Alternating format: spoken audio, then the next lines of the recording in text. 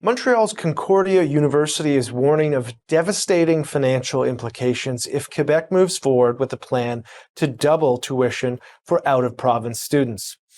In an internal message to the university community, Concordia President Graham Carr claimed the new $17,000 tuition for non-Quebec Canadian students, among the highest rates in the country, will price the school out of the domestic market, potentially gutting out-of-province undergraduate registration by upwards of 90%. Joining us now to discuss the proposed tuition hike is Dr. Moshe Lander, Economist and Professor at Concordia University. Dr. Lander, thank you very much for sitting down with us. Hello. Before we get started, to clarify, you're speaking on behalf of yourself and not Concordia. But what are the province's justifications for raising tuition for out-of-province students, and what do you make of their justification? So there's no economic grounds for what the province is doing. It's purely political. This is a government that time and again wants to regulate people's individual behavior. And one of the things that constantly gets on their nerves is the increasing prevalence of English within the province. Quebec is supposed to be a French first province. And, they tried to regulate the way that the language is spoken, but of course, people will speak what they want to speak. And as English becomes more popular, they're essentially targeting it through the English universities, saying, we want to scare off any English speakers and get them out of the province and try and leave these spaces for French speakers to preserve the language. And for you, in terms of the courses that you teach, what percentage of your students are from out of the province? It really depends on what department you're in and what level you're teaching at. So, in the department at the graduate level, very few students are from Canada. At the undergraduate level, much likelier that you're going to see Canadian students, even before the tuition increase. It can be a little bit expensive if you're sending your kid halfway around the world for an undergrad education. But of course, you'll find that there's some departments that it's much more common. You would imagine, say, for example, like the English department has a very large contingent of English-speaking people, where, say, maybe the engineering department has a smaller contingent. So it does depend on the department. In my particular case, I see more foreign students the higher up I go than the lower down I go.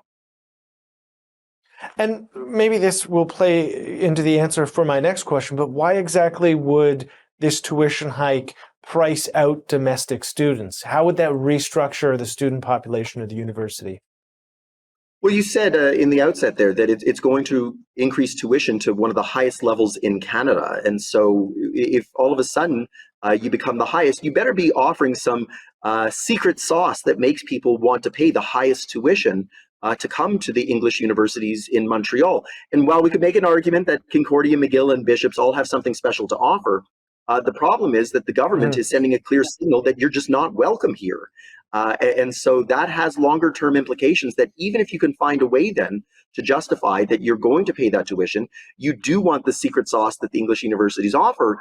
Do you want to really hang around when your degree is done and work in a province that at a moment's notice could start targeting businesses too?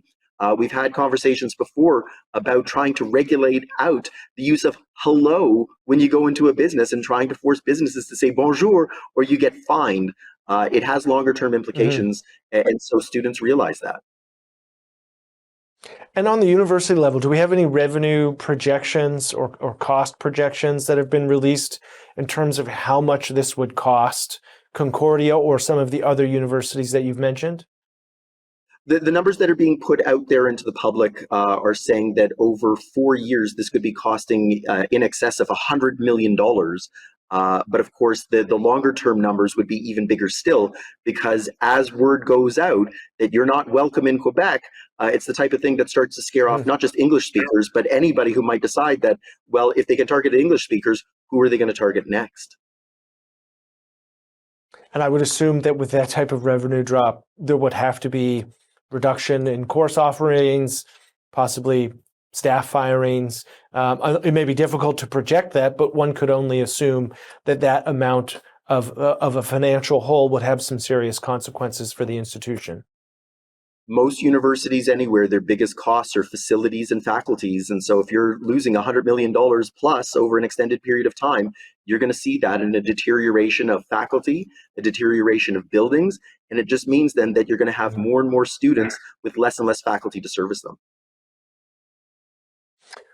Well, Dr. Lander, I really appreciate you sitting down with us. We'll be sure to have you back on as this debate progresses. Thank you for joining us on Forum Daily. Anytime.